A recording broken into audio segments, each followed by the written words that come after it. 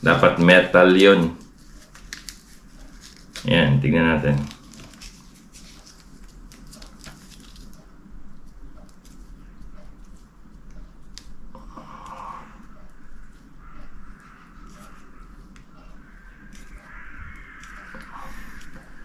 Maganda siyang pang-exercise mga amigos.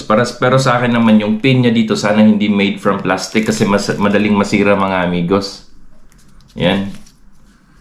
But para sa akin maganda to, especially dun sa mga pasyente na may stroke. I think magandang exercise din to mga amigos. So alright mga amigos, sa mga gusto bumili nito, mag-comment lang at ilalagay ko sa comment section kung paano at saan nyo mabibili itong produkto na ito mga amigos. At para bago tayo magtapos mga amigos, please like, share, and subscribe na rin sa aking YouTube channel mga amigos para sa ating next product review.